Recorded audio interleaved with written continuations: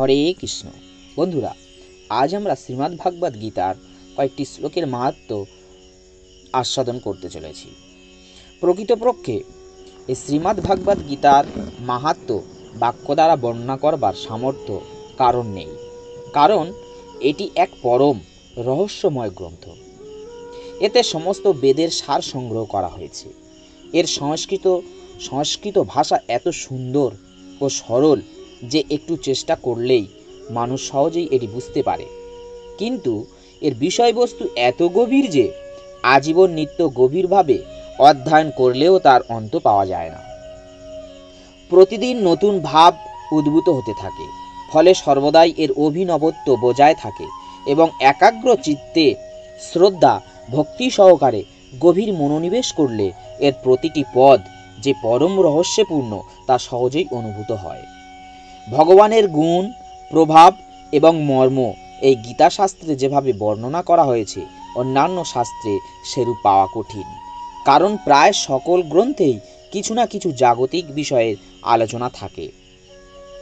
ভগবান শ্রীমদ্ ভাগবত গীতার রূপ এমন একটি অনুপম শাস্ত্র উপদেশ করেছেন, যার একটি শব্দ সদ উপদেশ শূন্য নয়। শ্রী ব্যাদব্যাস মহাভারতে গীতা বিবৃতি করার পর বলেছেন, গীতাসু গীতি কর্তাব্যা কিমাইন শাস্ত্র বিস্তারে যা স্বয়ং পদ্মনাভস্য মুখপদ্মদ্দি নিঃসৃতা। গীতা ঠিক ঠিক বুঝে অধ্যয়ন করে ভাবসহ তার অর্থচিত্তে ধারণ করা প্রধান কর্তব্য, যা স্বয়ং পদ্মনাভ ভগবান বিষ্ণুর শ্রীমুখ থেকেই নিঃসৃত। অতএব অন্যান্য শাস্ত্রাদির বিস্তারিত ব্যাখ্যার কি প্রয়োজন? স্বয়ং ভগবানও এর মাহাত্ম্য বর্ণনা করেছেন।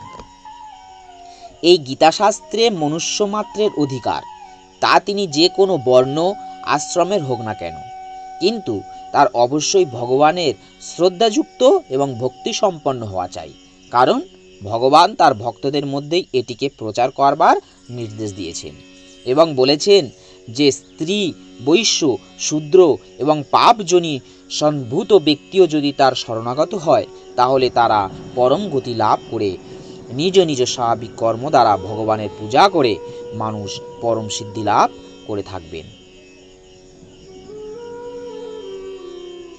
এই সব কথা বিচার করলে বোঝা যায় যে সকলে পরমাত্মা প্রাপ্তিতে অধিকার আছে, কিন্তু এর মর্ম না বুঝে যারা শুধুমাত্র গীতার নাম শুনেছে, তারা অনেকেই বলে থাকে যে গীতা কেবলমাত্র সন্ন্যাসীদের জন্য। তারা নিজ সন্তানদের এই ভয়ে গীতা পাঠ করতে দেন না। যদি গীতা জ্ঞানের প্রভাবে তাদের সন্তানেরা সন্ন্যাসী হয়ে যায়, কিন্তু তাদের চিন্তা করে দেখা উচিত যে মোহবশত ক্ষাত্র ধর্ম হতে বিমুখ হয়ে ভিক্ষান্নে জীবন নির্বাহ করতে প্রস্তুত অর্জুনও পরম রহস্যময় গীতার উপদেশে আজীবন গৃহ থেকে নিজ কর্তব্য পালন করেছিলেন। অতএব সেই গীতা শাস্ত্রের এরূপ বিপরীত পরিণাম হওয়া কিরূপে সম্ভব? অতএব কল্যাণকামী মানুষের উচিত মোহ ত্যাগ করে অতিশয় শ্রদ্ধা ভক্তি সহকারে নিজ সন্তানদের অর্থ ও ভাবসহ গীতা অধ্যয়ন করানো এবং নিজেও এটির পঠন পাঠন মনন করে ভগবানের নির্দেশ অনুযায়ী সাধন ভজনে তৎপর হওয়া, কারণ এই অত্যন্ত দুর্লভ মনুষ্য দেহ লাভ করে জীবনের এক মুহূর্ত দুঃখমূলক ক্ষণভঙ্গুর ভোগে নষ্ট করা উচিত নয়। তাই আসুন আজ আমরা শ্রীমদ্ ভাগবত গীতার কয়েকটি শ্লোক আস্বাদন করি। দেহি নিত্যম বধ হয়ং দেহে সর্বস্ব ভারত তস্মাৎ সর্বাণি ভূতানি ন তং সচিতুর্মহাসি। হে ভারত, প্রাণীদের দেহে অবস্থিত আত্মা সর্বদাই অবদ্ধ, অতএব কোনো জীবের জন্য তোমার শোক করা উচিত নয়। আত্মার অবিনশ্বতার কথা প্রতিপন্ন করে ভগবান আবার উপসংহারে অর্জুনকে মনে করিয়ে দিচ্ছেন যে দেহের বিনাশ হলেও আত্মার বিনাশ হয় না। দেহ অনিত্য, কিন্তু আত্মা নিত্য, তাই দেহের বিনাশ হলে তা নিয়ে শোক করবার কোনো কারণ থাকতে পারে না।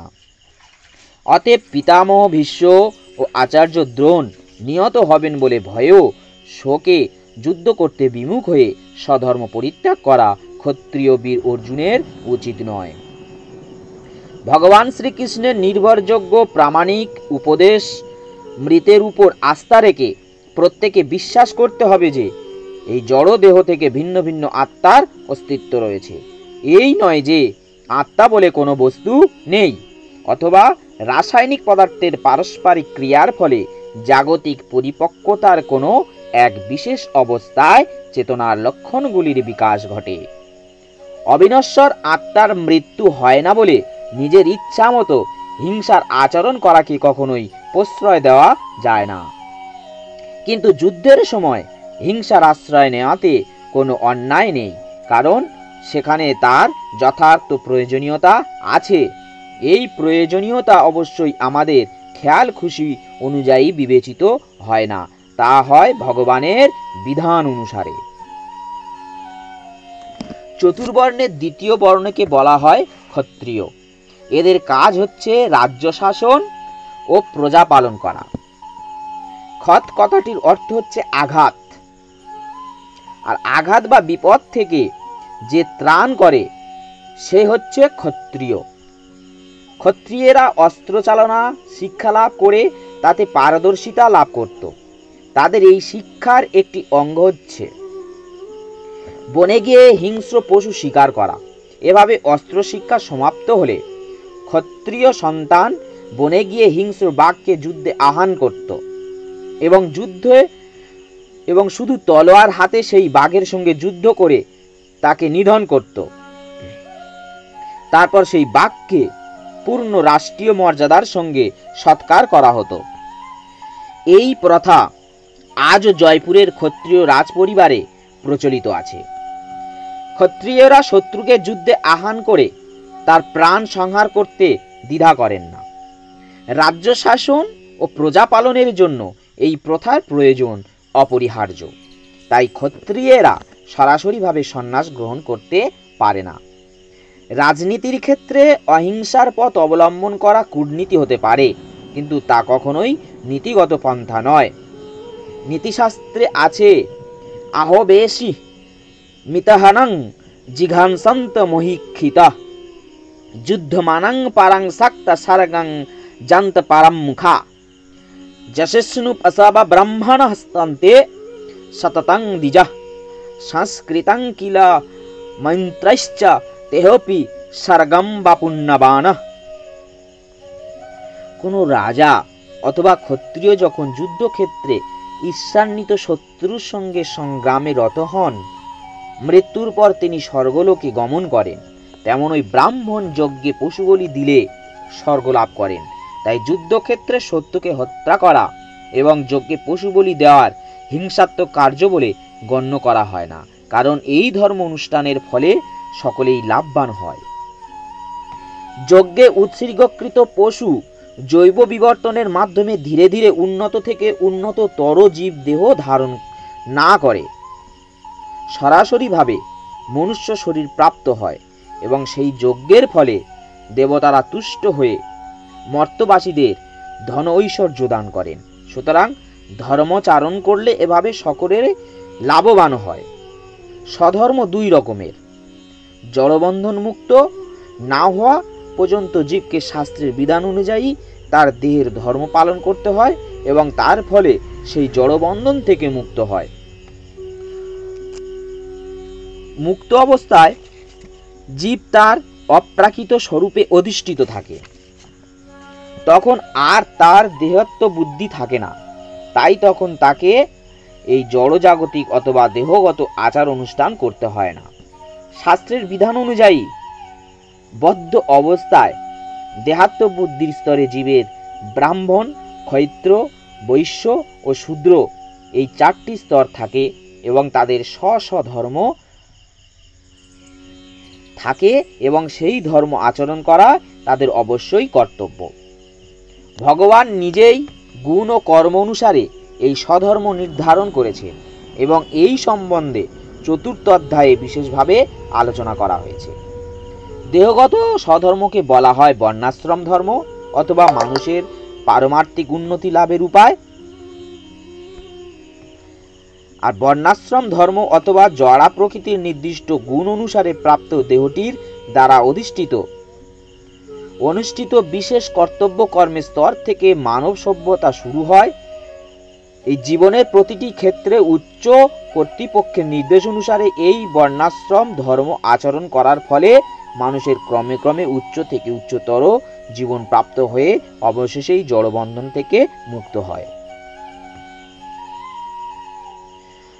যদৃচ্ছায়া চপার্ণং স্বর্গদ্বারম প্রবিত্তমঃ সুখিনং ক্ষত্রিয়া পার্থ লভন্তে যুদ্ধমি দৃশম।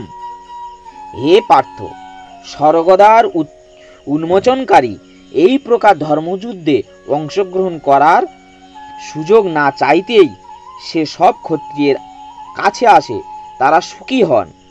অর্জুন যখন বলেছিলেন এই যুদ্ধে কোনো লাভ নেই, এই পাপের ফলে আমাকে অনন্তকাল ধরে নরক যন্ত্রণা ভোগ করতে হবে, তখন সমস্ত জগতের পরম শিক্ষাগুরু ভগবান শ্রীকৃষ্ণ তাকে তিরস্কার করে বলেছিলেন যে তার এই উক্তি তার মূর্খের বা মূর্খতার পরিচায়ক।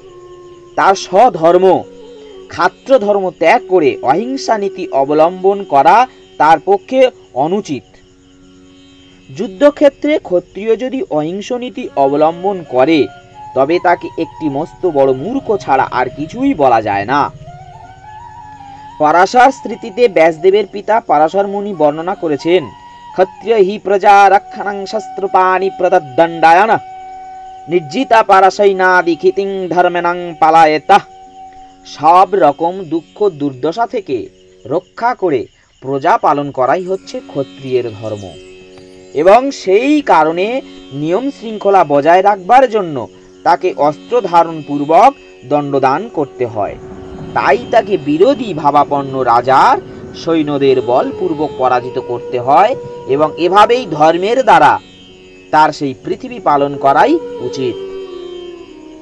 সব দিক দিয়ে বিবেচনা করে দেখলে দেখা যায় অর্জুনের যুদ্ধ থেকে বিরত থাকার কোনো কারণ ছিল না।